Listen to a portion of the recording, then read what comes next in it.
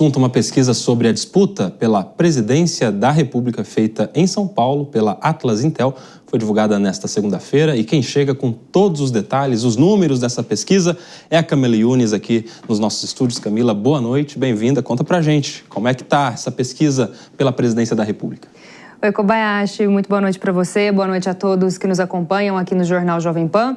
São vários cenários, né, que a Atlas Intel traçou aí com relação às eleições presidenciais do ano que vem. Falta mais de um ano, mas claro, as pesquisas já vão sendo feitas porque as articulações também já estão sendo realizadas. Vamos dar uma olhadinha aqui em um primeiro cenário, falando especificamente do primeiro turno. O que a gente tem aqui nesse primeiro cenário? Olha só, num primeiro turno teríamos o governador de São Paulo, Tarcísio de Freitas, com 38% das intenções de voto, seguido pelo presidente da República, Luiz Inácio Lula da Silva, com 34%. Em terceiro lugar, Ciro Gomes, com 9%, Ratinho Júnior, 4%. Depois temos Ronaldo Caiado, governador de Goiás, com 4% das intenções, Eduardo Leite, 3%, Romeu Zema também com 3%, brancos e nulos e indecisos, com 6% das intenções de voto. Isso em um cenário de primeiro turno. Agora, com relação ao segundo turno, temos também um outro cenário. Vamos dar uma olhadinha na nossa arte? Olha só.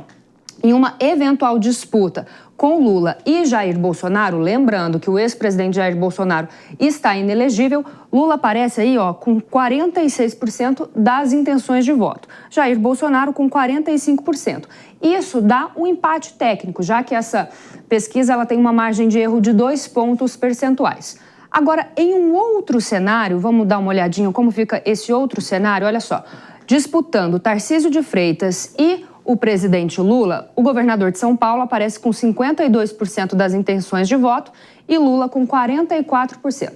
Agora, em um terceiro cenário de segundo turno, a gente pode ter o seguinte, olha só, Tarcísio de Freitas aparece com 52% das intenções e o ministro da Fazenda, Fernando Haddad, com 43%.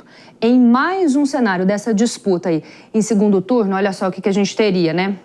O presidente Lula disputando com Michele Bolsonaro, aí Lula teria 46% das intenções de voto e Michele Bolsonaro com 44% das intenções de voto. E aí é importante a gente destacar, né, que essa pesquisa ela foi feita com 2.059 pessoas aqui no estado de São Paulo, entre os dias 29 de agosto e 3 de setembro. Então a gente viu todos esses cenários, né, Kobayashi, que já vão se desenhando aí para o ano que vem. Ontem eu estive, né, no ato que aconteceu na Praça da República, que foi convocado por movimentos de esquerda, organizações, né, mais vinculadas à esquerda, e por lá a tônica foi muito de uma disputa eleitoral no ano que vem entre o presidente Luiz Inácio Lula da Silva e o governador de São Paulo, Tarcísio de Freitas. Ao mesmo tempo, né, no ato que teve aqui na Paulista, o governador vem se colocando aí, né, não se coloca, aliás, como um candidato, né, e coloca o ex-presidente Jair Bolsonaro nessa disputa para o ano que vem. Mas a gente sabe, né, que Jair Bolsonaro, pelo menos até então, está inelegível. Continuaremos acompanhando. Camila Yunes volta daqui a pouquinho com os números da pesquisa de São Paulo também, né? É isso Corrida mesmo. pelo governo do estado de São Paulo. Obrigado, viu, Camila? Até já. Deixa eu já chamar a Dora Kramer e a Deise Tchocari novamente para a gente entender esses números. Dora, como é que você avalia esses números da pesquisa? Lembrando que é uma pesquisa realizada com o público do estado de São Paulo. E aí, Dora, o que você destaca? Pois é, aqui a disputa, aí, né, não estou em São Paulo, vai ser aqui neste ambiente. Você sempre estará em São Paulo, Dora. Isso.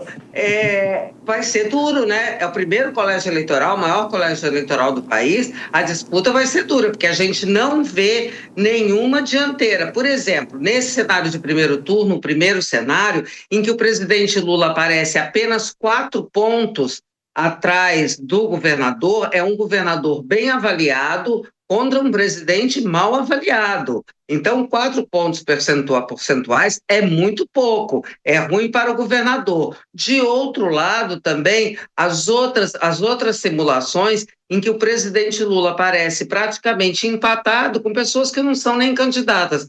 Jair Bolsonaro, que está inelegível, Michele, que não é candidata ainda, e ele, presidente da República, não só candidato, como candidatíssimo, que se apresenta, fala todo dia na candidatura, usa a máquina pública, assim, na maior falta de cerimônia, falando da candidatura, todo dia isso. Então, acho muito pouco, é preocupante para o presidente da República esse empate num eleitorado como São Paulo. São Paulo, o peso de São Paulo, não me lembro direito, mas acho que o São Paulo tem coisa de 20% dos votos do Brasil. Se não for isso, é um pouquinho a mais, pouca coisa a mais, mas é na casa dos 20%. Então, é muito importante. E São Paulo não está fácil para ninguém, pelo que os números da Atlas Intel nos apresentam. Me chamou muita atenção a comparação entre as disputas de Bolsonaro e Lula em um eventual segundo turno e de Tarcísio e Lula em um segundo turno. Parece que o público gosta mais do Tarcísio do que do próprio padrinho do Tarcísio, que é o Bolsonaro, né? O Tarcísio teria mais facilidade contra o Lula do que o próprio Jair Bolsonaro. Como é que você vê essa migração de votos? Isso é interessante, Kobayashi. Tem um fenômeno que é muito... Eu vou puxar agora aqui, porque a gente fala muito, né, do Max Weber, da liderança carismática.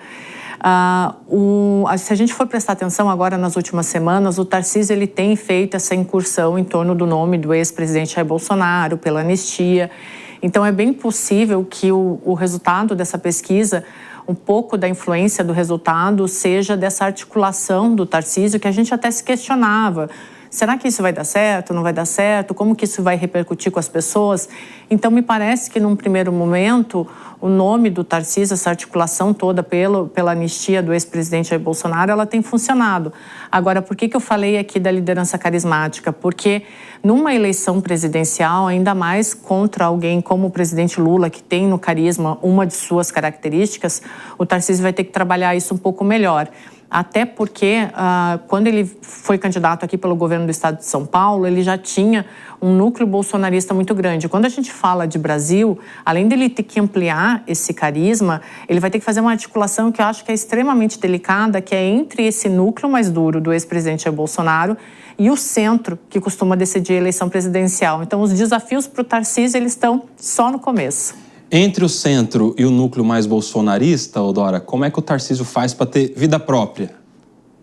Pois é, essa é a questão, né? No momento ele está pagando o pedágio, vestiu o figurino do bolsonarista mais radical que tá, porque ele estava ali solto na Pirambeira, né? Na Paulista no domingo, ó, como nunca esteve, desancando o ministro Alexandre de Moraes, enfim. A questão é, será que ele vai manter, será que esse figurino é provisório ou é permanente? Porque ele pode estar fazendo, nesse momento de dificuldade, tem uma questão de solidariedade que é fundamental na política. Ou a esquerda fez isso com Lula, quando era ele que estava na Berlinda, no chamado Banco dos Réus. Então tem essa movimentação. A questão é qual é o impacto que isso vai ter adiante. Se o Tarcísio realmente é candidato, se essa sinalização, se essas evidências agora de que ele está se aproximando da candidatura à presidência da República, se isso realmente são evidências concretas ou se são aparências neste momento. A política tem muito disso, né? De aparência, porque os políticos se movimentam ao sabor das circunstâncias. Claro, ninguém se movimenta com o olho no passado, enfim, tem que se movimentar agora. Então, agora, nesse momento, há essa avaliação de que ele, ao radicalizar, ele perde o centro, mas continuará perdendo? Será que ele vai ser mesmo candidato à presidência da República? Porque para ele sair, deixar a ideia de governar São Paulo, não é qualquer estado não, tá? É São Paulo, segundo o orçamento da República. Por mais 4 anos, seria preciso que Bolsonaro e Lula estivessem no chão e a faixa presidencial já estivesse garantida no peito, e não é o caso. Então, a gente precisa ter muita cautela ao projetar alguns movimentos que a gente analisa de acordo com a circunstância. Hoje eles são assim, não necessariamente eles serão da mesma forma amanhã.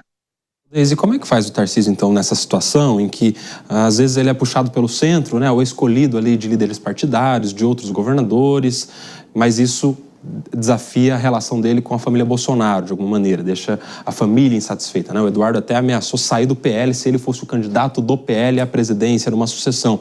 E agora ele faz esse aceno na manifestação de ontem um pouco mais para esse grupo bolsonarista, né? Que é o grupo dos padrinhos do Tarcísio de Freitas. Isso vai desgastar ele com agora o centro, com os líderes partidários, com os governadores? E aí?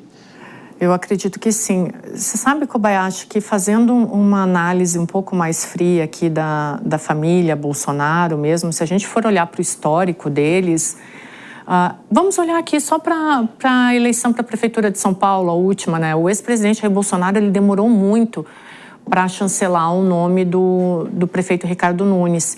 E por que eu digo isso? Porque é uma característica dele, e aí adoro o Kobayashi, sabe? Eu escrevi um livro analisando os discursos do ex-presidente Jair Bolsonaro. Ele tem uma dificuldade em elaborar sucessores, ainda mais personagens que não sejam ali do clã, da família dele. Então, por isso que o desafio do Tarcísio, ele é muito maior do que isso tudo, porque será mesmo que o ex-presidente vai colocar ele como candidato? O ex-presidente sempre apresentou essa dificuldade. A gente viu a última vez aqui na disputa para a Prefeitura de São Paulo. Então, por mais que o Tarcísio tenha que calibrar essa questão de acenar para esse núcleo mais duro bolsonarista e acenar para um centro, que é um dos grandes desafios dele, acho que o primeiro e maior é ter a chancela do ex-presidente Jair Bolsonaro.